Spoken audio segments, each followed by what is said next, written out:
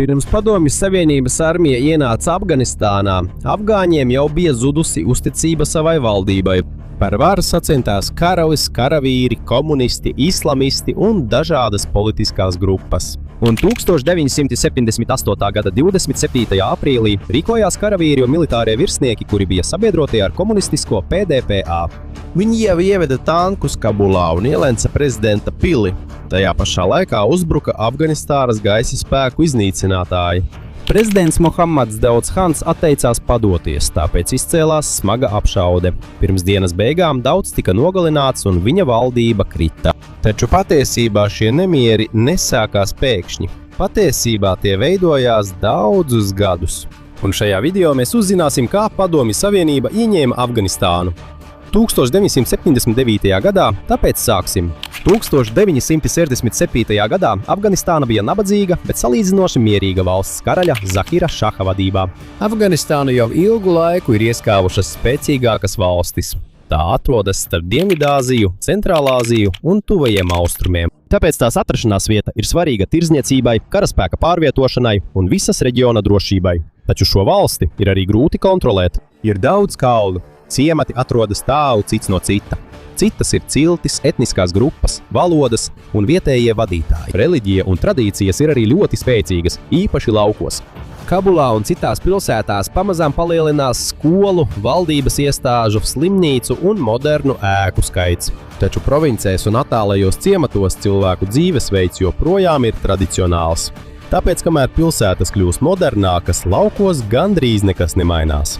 Pilsētās ir jaunieši, kuri vēlas straujāku modernizāciju, vairāk darba iespēju, plašāku izglītību un lielākas tiesības sievietēm. Savukārt laukos daudzas ģimenes uztraucas, ka straujas pārmaiņas varētu izjaukt viņu reliģiju, kultūru un ierasto dzīvesveidu. Tāpēc karalis Zahirs pakāpeniski ieviesa reformas. 1964. gadā viņš ieviesa jaunu konstitūciju, kas deva lielāku brīvību mēdījiem, studentiem un politiskajām grupām. Taču šī jaunā sistēma bija vāja, un tā uzreiz neatrisināja valsts problēmas. Patiesībā viņu valdība bieži bija vāja. Likumu pieņemšana bija lēna, un parastie iedzīvotāji pārmaiņas nejuta uzreiz.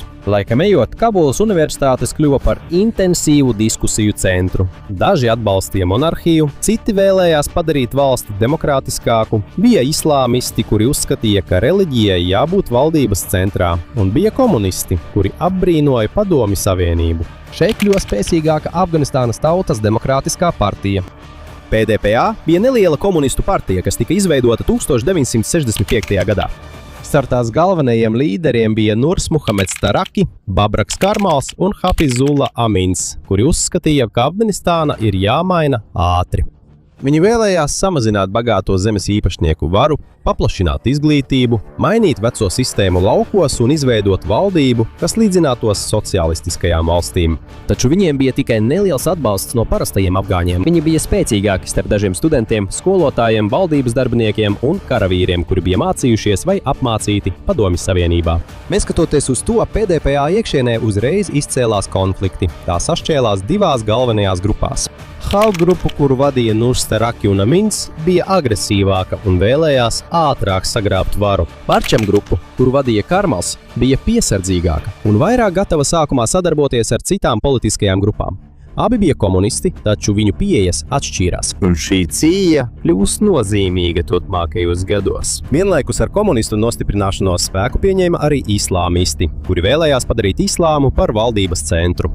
Tie vēl nebija talibī, tās bija citas islāmistu grupas, kas darbojās tajā laikā.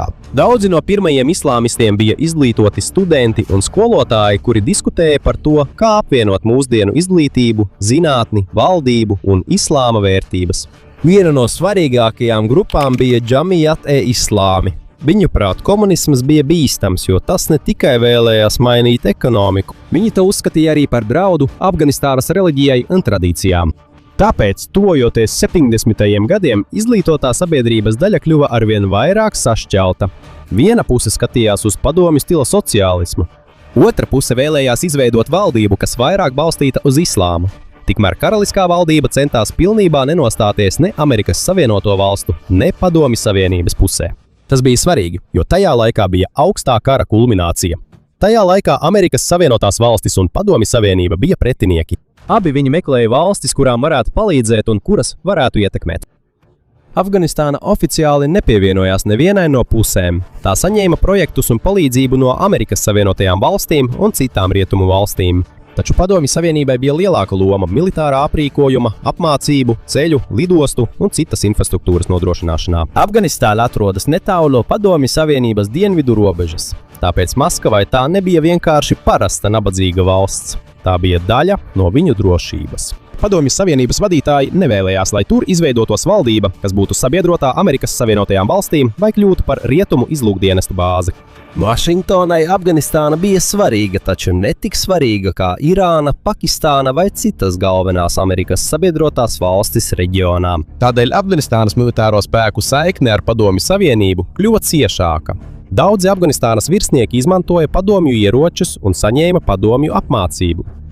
Vēlāk daži no šiem virsniekiem kļuva par svarīgu spēku varas sagrābšanā, taču pirms tam vispirms sabruka monarhija. 1973. gada jūlijā karalis Zahirs Sahs atradās ārpus valsts. To izmantoja viņa brālēns un bijušais premjerministrs Mohammads Dauds Khāns. Ar dažu militāro virsnieku palīdzību viņš veica apvērsumu, kas gandrīz nemaz neizraisīja lielas kaujas. Viņš izbeidza monarhiju un pasludināja Afganistānu par republiku. Daudz kļuva par pirmo Afganistānas prezidentu.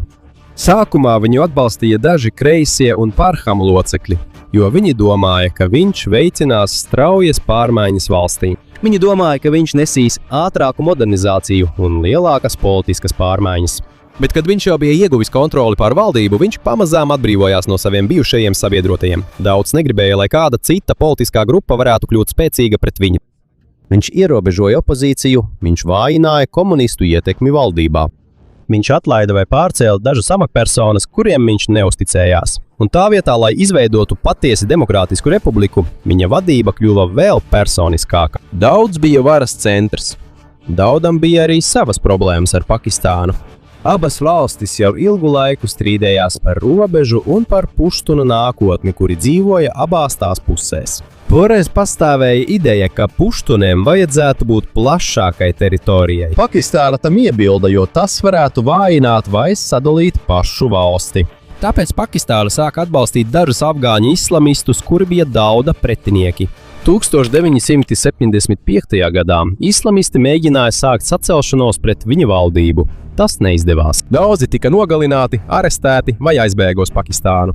Starp tiem, kas aizbēga, bija vairāki vīrieši, kuri vēlāk kļuva par pazīstamiem komandieriem turpmākajos karos. Pakistānā izbēgušie atrada drošu patvērumu, apmācību un atbalstu, ko varēja izmantot pret Kabulu. Šeit sāka organizēties bruņotā islāmistu opozīcija, kas vēlāk kļuva par daļu no lielākās mudžahīdu pretošanās kustības.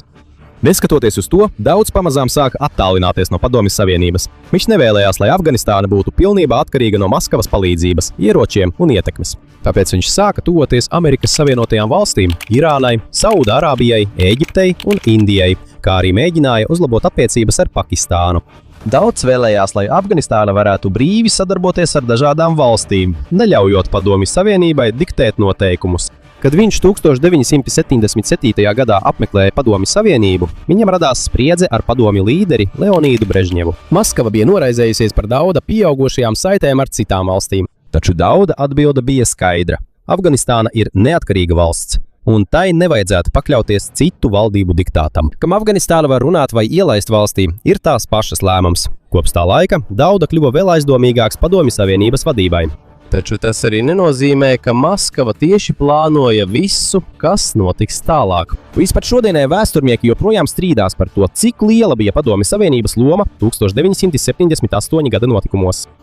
Ir skaidrs, ka PDPA bija cieši saistīta ar Maskavu, un tai bija spēcīgas saites ar virsniekiem, kuri izmantoja padomju militāro sistēmu. 1978. gada aprīlī tika nogalināts Mīrs Akbars Haibers, ievērojams PDPA biedrs. Nav skaidrs, kas viņu nogalināja. Viņa bēru laikā tūkstošiem komunistu atbalstītāji devās gājienā pa Kabulu. Tas izraisīja valdības bailes, ka PDPA varētu sacelties un sagrābt varu. Daudz šo protesta akciju uztvēra kā lielu draudu, tāpēc viņš lika arestēt galvenos PDPA līderus. Taču viņš kļūdījās vienā svarīgā lietā. Hafizullah Samīns, viens no galvenajiem PDPA līderiem, netika uzreiz arestēts. Tāpēc, pirms viņu pilnībā arestēja, viņš jau paspēja nosūtīt pavēli militārajiem virsniekiem, kuri bija partijas sabiedrotie. Viņš pavēlēja sākt valdības pārņemšanu, un tā arī notika. 1978. gada 27. aprīlī tanki sāka izbraukt no militārajām bāzēm. Tie devās uz Kabulu. Viņus atbalstīja Afganistānas gaisa spēku lidmašīnas. Tika uzbrukts prezidenta pilī, valdības birojiem un svarīgiem sakaru centriem. Izrādījās, ka PDPA militārajās rindās bija iefiltrējuši vairāk cilvēku nekā daudz bija domājis. Daudz un viņa miesas sargi cīnījās pils iekšienē. Viņš atteicās padoties. Beigās viņš tika nogalināts kopā ar dažiem savas ģimenes locekļiem un darbiniekiem. Tikai vienas dienas laikā sabruka republika, kuru viņš pats bija izveidojis 5 gadus iepriekš. Komunisti šo notikumu nosauca par Soar revolūciju, taču daudziem vēsturniekiem tas bija vardarbīgs militārais apvērsums. Neliela komunistu partija pēkšņi sagrāba varu, lai gan to neatbalstīja lielākā daļa afgāņu. Tādējādi Nurs Muhameds Taraki kļuva par jauno Afganistānas līderi. Hafizullah Amins savukārt kļuva par vienu no ietekmīgākajiem jaunās valdības amatpersonām. Arī Babraks Karmals tika iecelts augstā amatā. No pirmā acu uzmetiena šķita, ka komunisti ir pilnībā uzvarējuši. Viņi kontrolēja Kabulu, valdību un lielu daļu militāro spēku. Taču viņus neatbalstīja lielākā daļa afgāņu. Jaunā komunistu valdība ieviesa straujas un piespiedu pārmaiņas. Ja kāds pretojās, valdība izmantoja arestus, spīdzināšanu un slepkavības. Šī iemesla dēļ tā vietā, lai valsts kļūtu stabilāka, sacelšanās pret viņiem tikai pieauga. Galu galā Padomju Savienība sāka baidīties, ka komunistu valdība Kabulā pilnībā sabruks.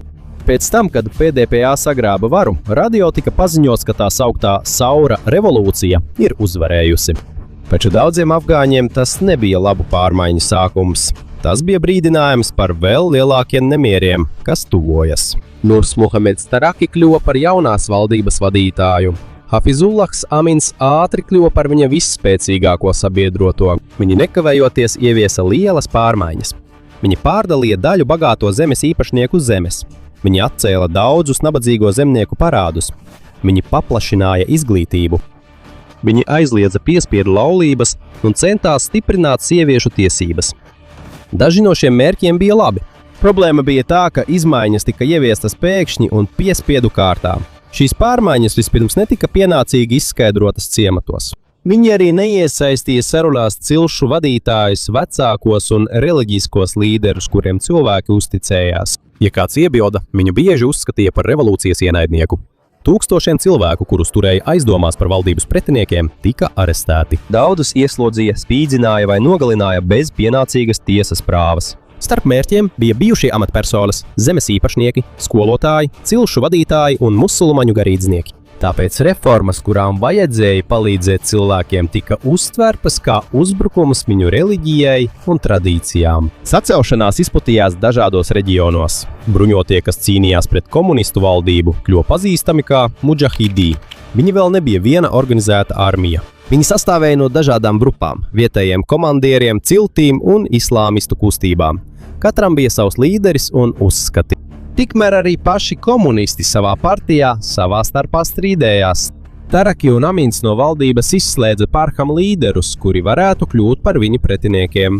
Šeit ietilpst arī Babraks Karmals, Anahita Ratebzada un Muhamāds Nadžibullah. Dažus nosūtīja kā vēstniekus uz citām valstīm, lai turētu viņus tālāk no Kabulas, kamēr citus arestēja un ieslodzīja. Pieaugot pretestībai, valdība arvien vairāk izmantoja vardarbību. Tā vietā, lai sacelšanās vājinātos, tā tikai pieauga. 1979. gada februārī Kabulā tika nolaupīts Ādolfs Dubs, Amerikas Savienoto Valstu vēstnieks.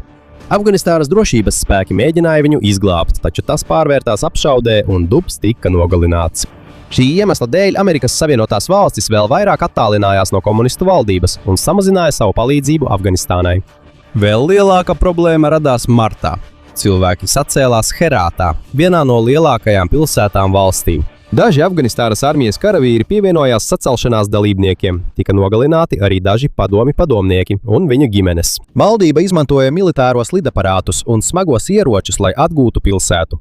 Daudzi cilvēki gāja bojā. taču precīzs upuru skaits nav zināms. Aplēses ļoti atšķiras, jo ziņojumi par notikušo ir pretrunīgi. Herātas sacelšanās bija nozīmīga, jo tā parādīja, ka vairs necīnās tikai mazas grupas kalnos. Pilsētas iedzīvotāji un valdības karavīri var sākt sacelties. Taraki un Amins baidās, ka viņu valdība varētu pilnībā sabrukt. Viņi atkārtoti lūdza Padomju Savienībai nosūtīt karavīrus. Taču sākumā Maskava atteicās. Padomju līderi zināja, ka ir viegli iet Afganistānā, bet visu valsti kontrolēt būs grūti. Ir daudz kalnu, ciemati ir attāli un nav viegli saprast, kurš ir parasts iedzīvotājs un kurš ir dumpinieks. KGB priekšnieks Jurijs Andropovs arī brīdināja, ka ārvalstu armija nespēs atrisināt Afganistānas politiskās problēmas. Tā vietā, lai uzreiz nosūtītu lielu armiju, Padomju Savienība vispirms sniedza vairāk ieroču, tanku, helikopteru, militāro padomnieku un apmācību. Taču Afganistānas armija turpināja vājināties. Daudzi karavīri dezertēja, atteicās cīnīties vai pievienojās mudžahidiem. Karamēra karš sāsinājās arī Taraki un Amīna konflikts padziļinājās. Abi bija komunisti. Abi vēlējās saglabāt varu un abi vainoja viens otru valdības sabrukumā. 1979. gada septembrī Taraki nometne mēģināja gāzt Aminu. Amins izbēga, un tad viņš bija tas, kurš pirmais rīkojās. Taraki tika arestēts un vēlāk nogalināts. Saskaņā ar vēsturiskajiem avotiem viņš tika nožņauts ar spilvenu. Pēc tam par Afganistānas vadītāju kļuva Amins. Padomju Savienībai tas nepatika. Maskavai Amins kļuva pārāk vardarbīgs un neusticams. Viņi arī uzskatīja, ka viņš vēl vairāk vājināja valdību un pastiprināja tautas dusmas. KGB arī kļuva aizdomīgs, jo Amins kādreiz studēja Amerikas Savienotajās valstīs un mēģināja sazināties ar Vašingtonu. Tomēr nebija pārliecinošu pierādījumu, ka viņš būtu CIP aģents. Taču augstā kara laikā ar aizdomām vien pietika, lai padomju līderi baidītos, ka viņš varētu novērsties no Maskavas un tuvotos Amerikai. Tikmēr daži nemiernieki sāka saņemt arvien lielāku atbalstu no ārpuses Afganistānas. Pakistāna atļauj dažādām Afganistānas opozīcijas grupām izveidot bāzes savā valstī. Atbalsts nāca arī no citām valstīm, kuras baidījās no Padomju Savienības ietekmes paplašināšanās. Maskavai tas vairs nebija tikai viņu sabiedroto valdības problēma. Tā jau bija arī drauds viņu dienvidu robežai. Ja komunistu valdības sabruks, Padomju Savienībai varētu rasties naidīga vai prorietumnieciska Afganistāna tieši blakus Padomju centrālajai Āzijai. Maskavas nostāja pamazām mainījās. Līderi, kuri iepriekš iebilda pret karaspēka nosūtīšanu, sāka uzskatīt, ir nepieciešams atstādināt Aminu un izglābt komunistu valdību. 1979. gada 12. decembrī Padomju Savienības vadība slepeni apstiprināja militāro iejaukšanos. Plāns nebija tikai palīdzēt Aminam. Patiesais plāns bija viņu nogalināt un aizvietot ar Babraku Karmalu, komunistu līderi, kuru viņš iepriekš bija padzinis. Padomju Savienības vadītāji domāja, ka operācija būs ātra. Viņu armija ienāks valstī, pārņems svarīgās pilsētas un bāzes, nomainīs līderi. Pēc tam jaunā Afganistānas valdība saskarsies ar sacelšanos. 25. decembrī tūkstošiem padomju karavīru sāka šķērsot robežu kopā ar tankiem, bruņu mašīnām, helikopteriem un militārajiem lidaparātiem. Viena grupa devās no ziemeļiem uz Kabulu, otra virzījās Herātas virzienā, un Kandahārā desantnieki ieņēma svarīgas lidostas un valdības ēkas. Taču Amīns nezināja, ka karavīri, kurus viņš gaidīja kā palīgus, bija tie paši, kas tika nosūtīti viņu nogalināt. Viņš tolaik dzīvoja Pačbēgas pilī, kas atradās augstā Kabulas daļā. Tās aizsardzība bija spēcīga. Apkārt bija sardzes tanki, militārās kazarmas un izvietotas mīnas. Taču padomju spēki labi pārzināja šo vietu, jo viņi paši palīdzēja nodrošināt Amina drošību. Viņiem bija arī īpaša vienība, kas sastāvēja no karavīriem no Padomju centrālās Āzijas. Viņi bija ģērbušies afgāņu formās, lai uzreiz nevarētu viņus atpazīt. 27. decembrī viņi bija gatavi uzbrukumam. Kamēr padomju armija izplatījās Kabulā, specvienības ātri devās uz pili. Dažu stundu laikā Amins sapratīs, ka Padomju Savienības ierašanās nav glābšanas operācija. Tā ir slepena valdības nomaiņa, un viņš ir galvenais mērķis. 1979. gada 27. decembra vakarā Hafizullahs Amins joprojām ticēja, ka padomju armija ir ieradusies, lai glābtu viņa valdību. Viņš nezināja, ka operācija viņa nogalināšanai jau ir sākusies. Kamēr padomju specvienības tuvojās Tačbegas pilī, citi padomju aģenti slepeni vājināja Kabulas aizsardzību. Tika pārautas dažas sakaru līnijas, dažas Afganistānas militāros transporta līdzekļus padarīja nederīgus.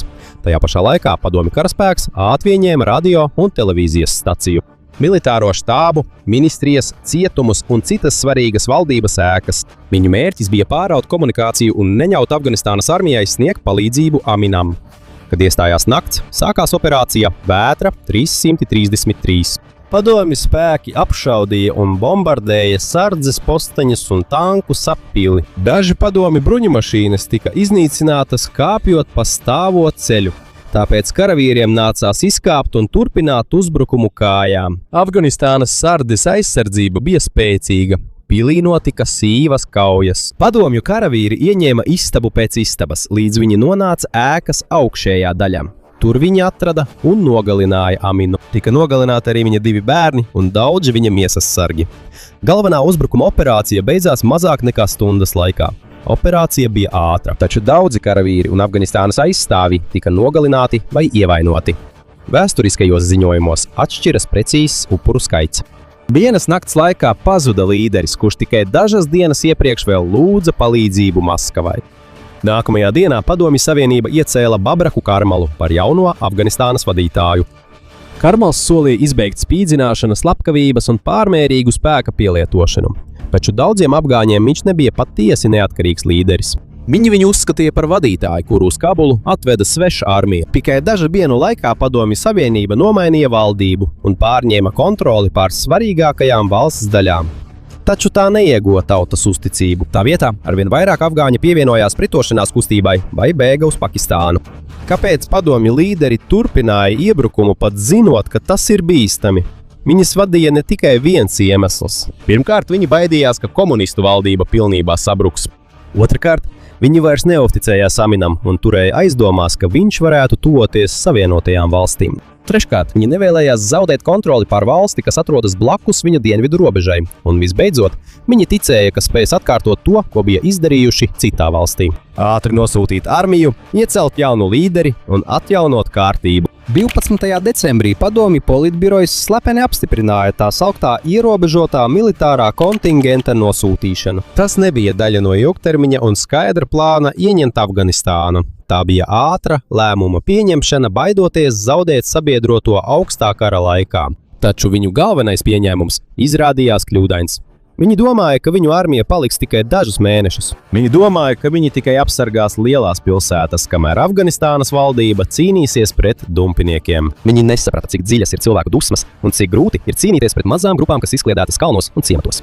Arī citas valstis ātri reaģēja. Amerikas Savienotās valstis nosodīja iebrukumu, uzskatot to par draudu visa reģiona drošībai. Prezidents Džimijs Kārters un viņa administrācija noteica sankcijas pret šo valsti. Padomju Savienībā viņi nesaprata, cik ļoti tiek stiprināti un atbalstīti dumpinieki, cik grūti ir tos uzvarēt. Cīņa kļuva vēl svarīgāka Amerikas Savienoto valstu stratēģijā.